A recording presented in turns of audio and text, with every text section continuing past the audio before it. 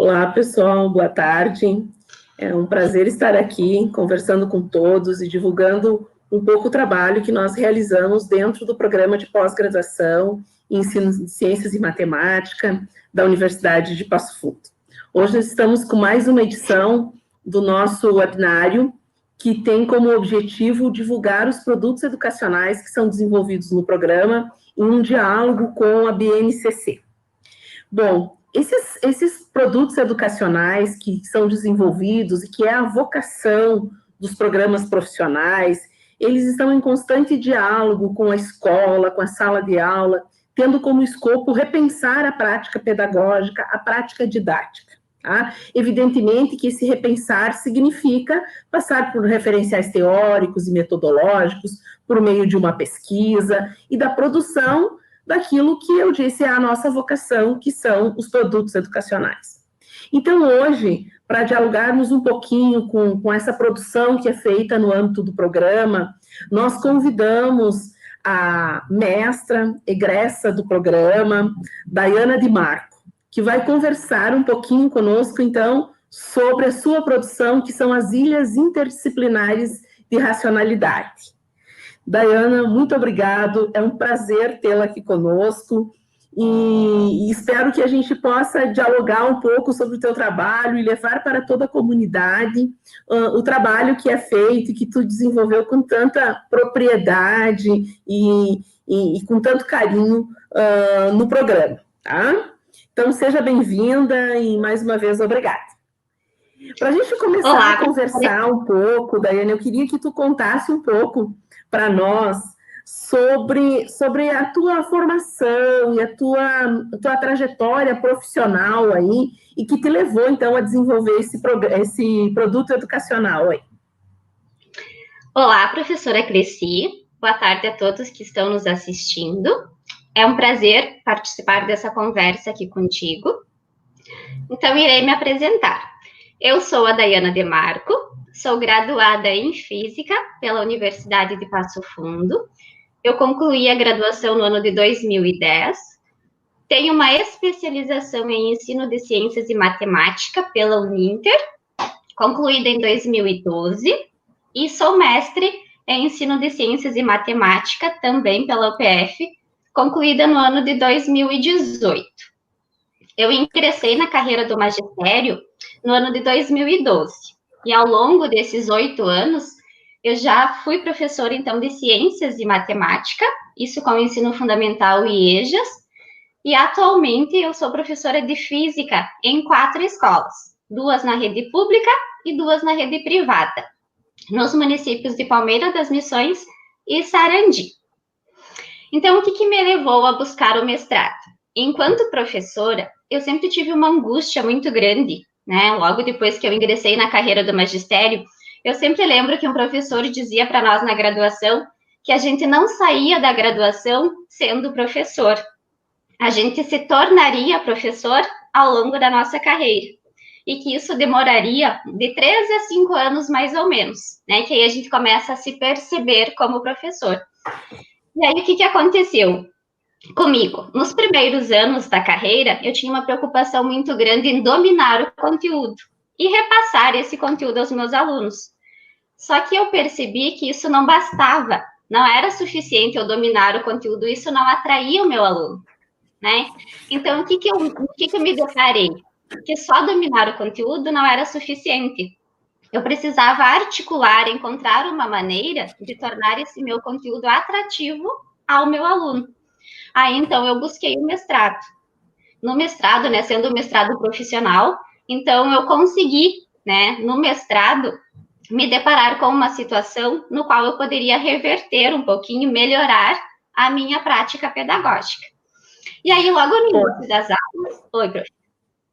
Não, olha só, que legal, assim, você falar dessa tua constituição como professora no decorrer do exercício, né, da profissão do magistério, se constituindo durante esse processo, né? A gente se prepara, tem toda a formação acadêmica, mas é verdadeiramente lá na escola, na sala de aula, que a gente se depara, né, com o ser professor, né? E eu acho que isso ficou muito forte na tua fala, e eu, como fui tua orientadora, fui tua professora, te conheço bem, sei que isso é uma marca tua, né? Esse teu envolvimento com a sala de aula. Eu acho que isso aí te trouxe também ao programa profissional, né?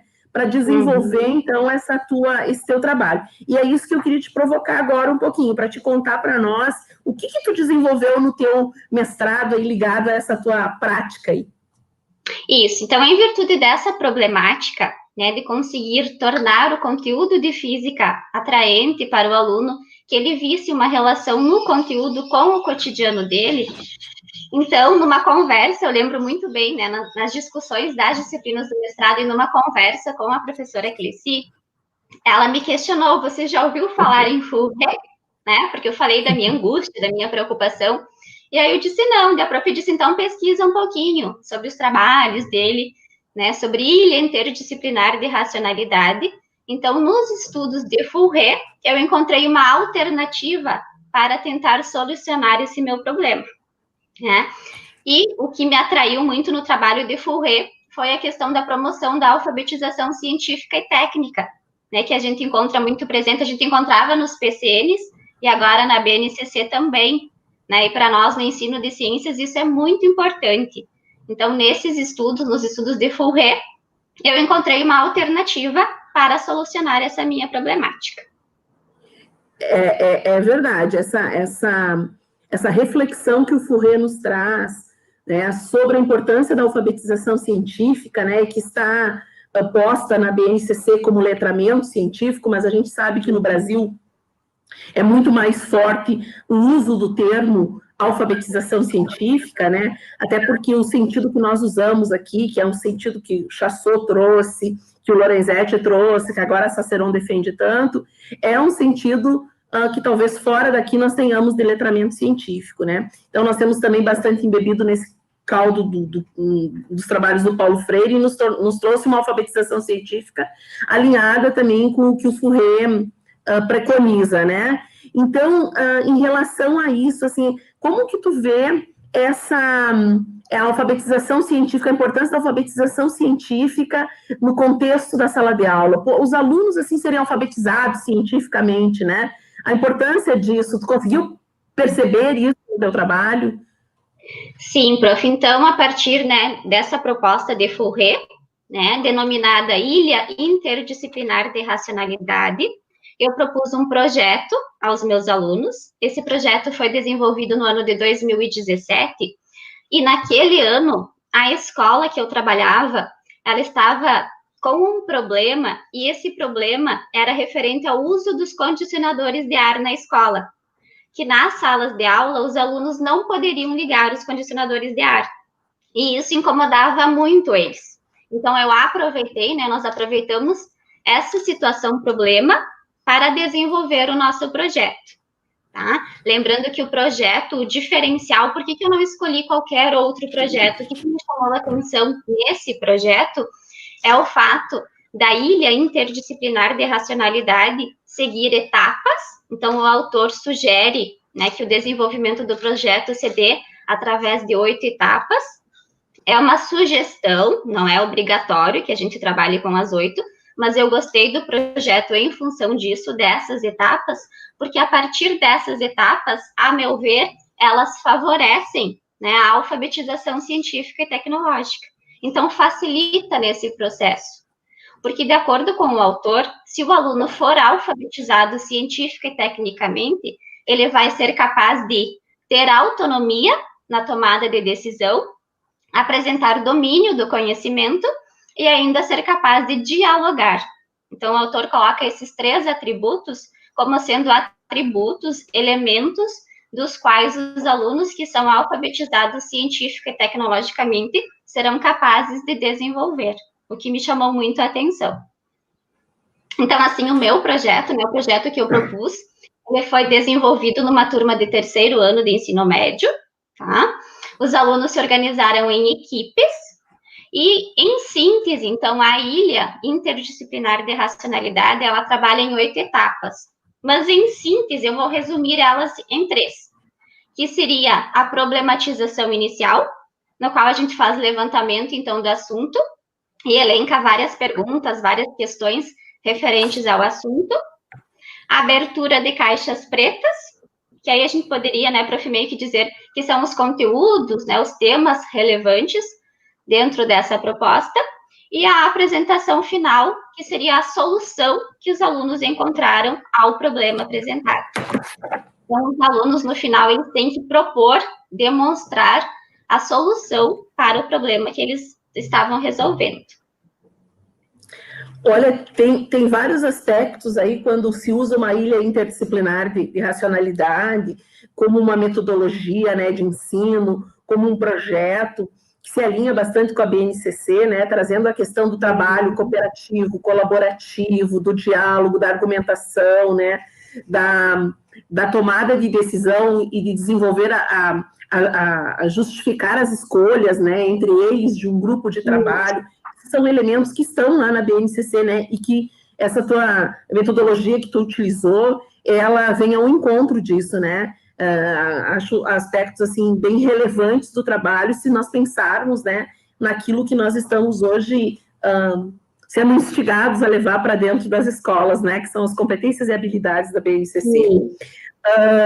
Acho bem importante, queria te ouvir um pouquinho também sobre 3 aspectos aí que eu acho, na verdade são 4 aspectos, mas 3 aspectos aí são bem fundamentais das ilhas, que é, primeiro, da onde nasce o problema? Da onde que teus alunos tiveram a ideia, ou da onde tu, como pesquisadora, chegou com a ideia pronta, a ideia veio deles, que é a problematização inicial. Segundo, assim, a questão de como é importante as caixas pretas, porque por trás delas traz a consulta a especialistas, né? E hoje nós vivemos isso, né? De tomada de decisão, levando em consideração a ciência, né? E, por fim, a natureza interdisciplinar das ilhas, né? Então, acho que são aspectos, assim, bem relevantes se nós pensarmos no uso dessa abordagem, né? Sim, prof. Então, assim, a problematização inicial, o autor até sugere que os alunos, eles tenham autonomia, inclusive, né, para sugerir o tema que vai ser trabalhado, né, para levantar essa situação. Porque a situação problema é um problema vivenciado pelos alunos. Só que como a partir das minhas pesquisas, das minhas leituras, eu percebi que eu também, como professora e como mediadora, já que eu conhecia os alunos e eu estava vivenciando aquela situação problema com eles e eles me questionavam. Porque como professora de física, o que as pessoas nos diziam? Os condicionadores de ar não podem ser ligados porque a rede elétrica da escola não suporta. Né? O que a gente sabia era isso. Então, eu, como professora de física, tinha que ter uma compreensão um pouquinho a respeito disso. Então, eles me questionavam. Então, eu percebi que aquilo para eles incomodava, eles tinham interesse em saber, né? Então, eu até fiz uma sondagem inicial, né, perguntando se haviam outras situações, problemas naquele momento que eles gostariam de investigar, mas eles mesmos chegaram à conclusão que não, né, que aquela situação naquele momento era primordial para eles queriam investigar o porquê daquilo, né, então eles tiveram essa consciência, essa autonomia, né, para decidir isso também. Só que, claro, né, eu fui meio que mediando, né, também nesse processo, né, porque como eu conhecia os alunos, né, sabia dessa realidade, eu era professora deles, então não tem problema, mas também tem a questão de deixar que eles, né, tomem essa decisão. Aí, no início, então, depois que a gente definiu a situação problema, a gente elencou várias perguntas, né? Isso a gente foi elencando no quadro, né? Deu 40, 50 perguntas, que seriam perguntas que buscariam respostas para esse problema, né? Por que os condicionadores de ar não poderiam ser ligados?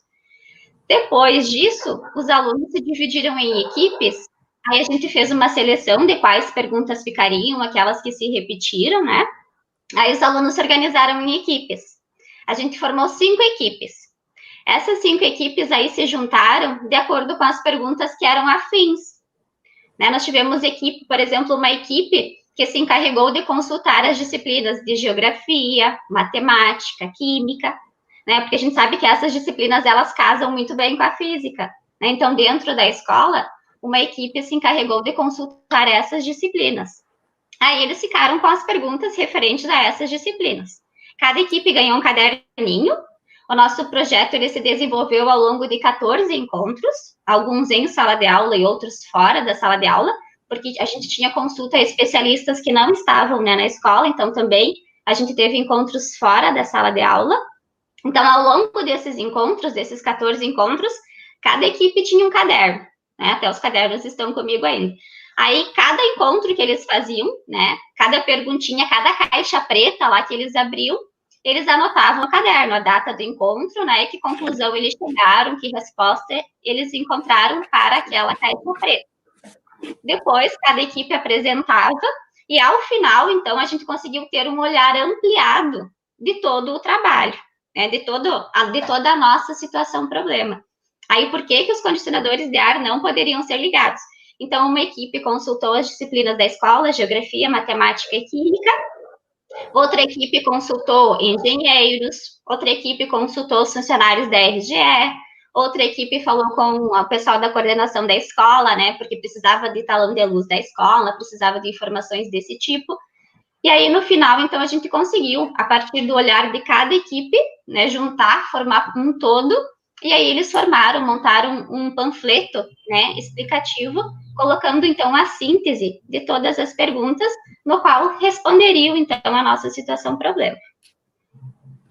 E muito legal essa movimentação, né, Daiane? Essa movimentação que é feito, né, em torno disso, né? Eu interessante, e vi isso. Até no início, assim, eles tinham um pouquinho de resistência, porque eles não estão acostumados com esse tipo de trabalho. É mais cômodo eu ir lá, passar no quadro conteúdo e dar uma lista de exercícios. Mas depois, conforme eles vão se envolvendo, é muito bonito de ver eles lá na equipe conversando, discutindo, falando, a gente tem que marcar um encontro, né, com o engenheiro, vamos, sabe? A autonomia que eles têm, assim, é bem gratificante, né? E eles têm capacidade para isso, né? Depende da gente instigar, né? E mediar esse trabalho. Exatamente, é oportunizar, né? Porque eles gostam de colocar a mão na massa, né?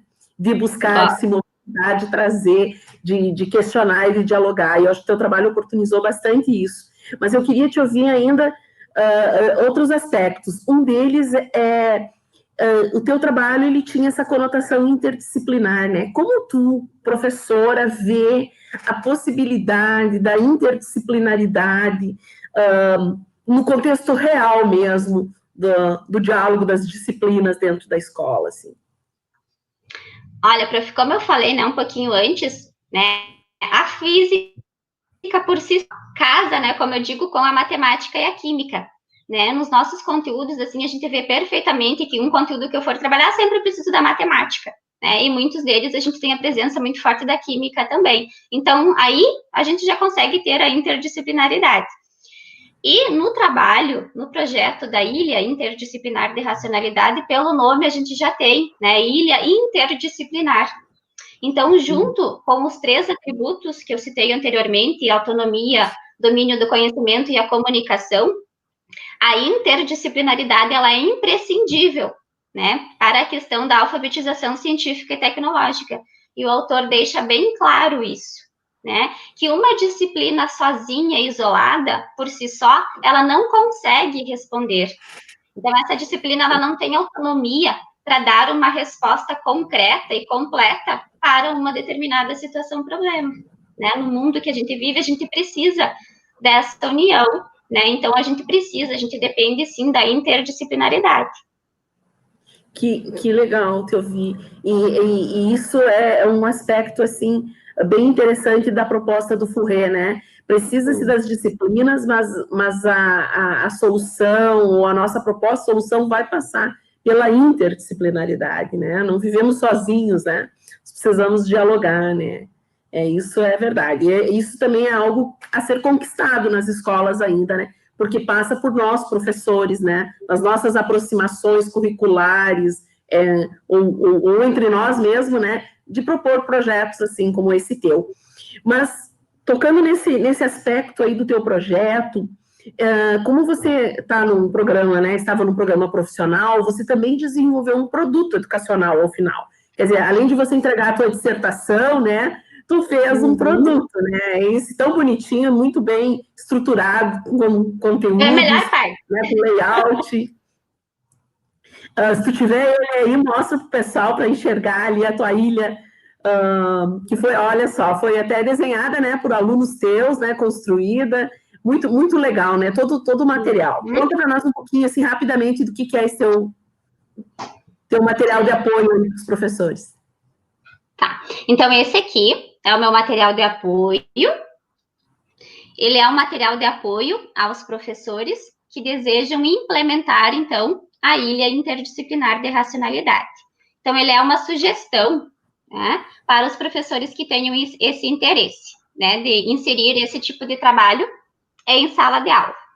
O material, então, ele foi dividido em 3 partes. Aqui, no início, ele traz uma discussão sobre a alfabetização científica e tecnológica, que é a ideia, né, o viés de uma ilha interdisciplinar de racionalidade. Então, ela traz esse viés de desenvolver a alfabetização científica e tecnológica. Então, ele traz essa discussão no início, para que os profs, né, que não têm muita compreensão, né, possam compreender um pouquinho mais. Depois, tem a implementação da ilha, né, como que ela é desenvolvida, as etapas de uma ilha interdisciplinar de racionalidade, e, por fim, a ilha que eu desenvolvi na escola. Então, que segue como modelo, né, uma sugestão. E bem no finalzinho aqui, tem o folheto elaborado pelos alunos, tá? Então, aqui tem o folhetinho que os alunos elaboraram. Porque, no final, os alunos precisam desenvolver um produto, né, que seria a síntese da situação problema que eles levantaram. Então, as possíveis respostas estão aqui. Cada linkzinho aqui, né, quem for acessar o folhetinho, clica aqui, aí tem a resposta para cada um desses itens. Então, aqui está o folheto explicativo que os alunos desenvolveram. Então, nesse meu material, esse meu produto educacional, né, ele se encontra disponível no portal da CAPES. Se alguém tiver interesse, eu também posso mandar. Então, em síntese, ele envolve isso. Ele traz uma discussão sobre a alfabetização científica e técnica, depois ele apresenta a ilha interdisciplinar de racionalidade e traz a minha como exemplo, tá? Aquela que eu apliquei na escola. Isso, ele está lá na página do programa também, né, e é bem didático, assim, quem quer conhecer rapidamente como aplicar uma ilha, né, eu acho que o material ali dá boas instruções ali, né, de como levar uma discussão fundamentada, né, numa perspectiva de alfabetização científica e tecnológica. Olha, o papo está muito bom, a gente gostaria de ficar um tempão, mas nós temos um limite, né? Nós trabalhamos com um limite. Então, assim, para a gente ir fechando a conversa e tal, e eu gostaria, assim, de te ouvir um pouquinho e que tu trouxesse para quem está nos ouvindo nesse momento o que um mestrado, né, profissional, que tem esse vínculo tão forte com a escola, com nossa prática mesmo, o que ele impactou, assim, na tua atuação profissional? Como que tu vê, assim, a influência do mestrado na tua profissão? Bom, eu tenho muito orgulho de dizer que sou mestre em ensino de ciências e matemática. Assim, é uma caminhada, né? Não é tão fácil, mas, assim, no mestrado, né, de maneira resumida, o que eu posso dizer é que o mestrado representa atualização. Então, eu consegui aquela angústia que eu tinha de encontrar novas maneiras de trabalhar o meu conteúdo, né, de atrair, de fazer com que o meu conteúdo consiga atrair o meu aluno. Então, isso eu consegui encontrar no mestrado profissional, né?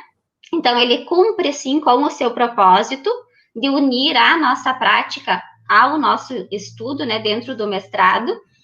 E além, então, da atualização, que serviu para agregar conhecimento, e nessa agregação de conhecimento, então, eu consegui ressignificar um pouquinho a minha prática e mudar, né, na minha ação pedagógica. Então, eu consegui interferir nessa ação, ressignificando um pouquinho as minhas aulas, né, a minha prática de sala de aula. E também a questão da valorização profissional, né, que é muito gratificante também.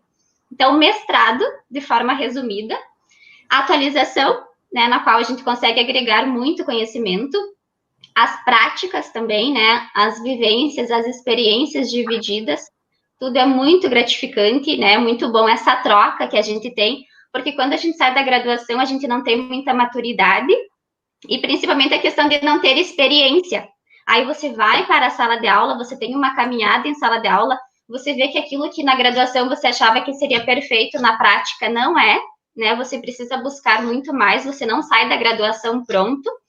A nossa profissão exige muito isso, eu sempre me cobro muito isso. Toda profissão, né? Mas na nossa, como professor, a gente precisa estar sempre se atualizando, sempre tem coisa nova. Então, assim, no mestrado foi muito bom nesse sentido, porque como eu tinha aquela angústia muito grande, porque eu me via como aluna, né? Como é ruim você estudar uma disciplina que você não gosta, né? Então, eu me via como aluna e enxergava esse descontentamento nos meus alunos, e eu não gostava disso. Né? Então, quando eu cheguei no mestrado, a minha ideia era essa, né? Conseguir mudar um pouquinho a minha ação pedagógica. E eu consegui, né? Eu consegui encontrar novas alternativas, não só pelo meu projeto, mas também pelos trabalhos que os colegas desenvolveram. Então, é muito rico, né? A gente agrega muita coisa. É bem gratificante. Essa tua fala fecha com o início, né, Mariana, onde tu disse que a gente se torna professor no exercício da prática. E ali é que a gente sente falta da academia, a gente quer voltar à academia, porque a gente volta diferente, né? A gente volta com outro olhar, escuta as coisas, lê as coisas com outro óculos. É ali que a gente vai ampliando, né, e melhorando qualificando a nossa atuação profissional, né? Que eu acho que é isso que nós buscamos como professor todos os dias, Até porque, né? prof, a nossa área, né, ela é tão carente de professores, por exemplo, nas escolas que eu trabalho, normalmente eu sou a única professora de física, então eu não tenho com quem trocar, né, me dá uma ideia, o que eu posso fazer de diferente, eu não tenho isso, porque eu sou a única professora da escola toda, né, então no mestrado a gente tem essa troca também com os colegas, né, que é muito bom. Eu acho que isso é muito rico, né? Que é oportunizar esse contato, né? E essa interação entre todos que estão envolvidos, né? Nós que estamos ali na universidade, vocês que estão na escola, e entre vocês, né? Que estão ali, isso, nós nos formamos junto com vocês, com a experiência de vocês. Isso é ótimo. Tá muito bom, né? Nós estamos ali no limite do nosso tempo, Ana. Eu agradeço demais. Não só estar conversando contigo aqui, como também ter orientado você, né, no mestrado, que venha o doutorado, e que a gente dê continuidade a esse trabalho, né? Acho que você deixou uma bela contribuição aí para o campo da educação em ciências, do ensino de física, e que a gente consiga, né, levar essa tua contribuição, né, ao alcance de todos os professores aí. E muito obrigado por estar aqui conosco, obrigado a todos que estão nos ouvindo. Dizer que nós temos, então, esses encontros semanais, nas quintas-feiras, das 18 às 18h30, exatamente com esse objetivo, né, de ouvir os nossos egressos, de aproximá-los novamente de nós, né, e de poder compartilhar, né, com toda a comunidade aí, esses belos trabalhos que foram desenvolvidos. Daiana, muito, muito obrigado mesmo, né? Espero contar contigo em outros momentos também para a gente continuar divulgando o teu trabalho. Prof, eu agradeço o convite. É muito bom poder falar sobre o nosso trabalho. Adorei a nossa prosa e fico sempre à disposição. Tá bem.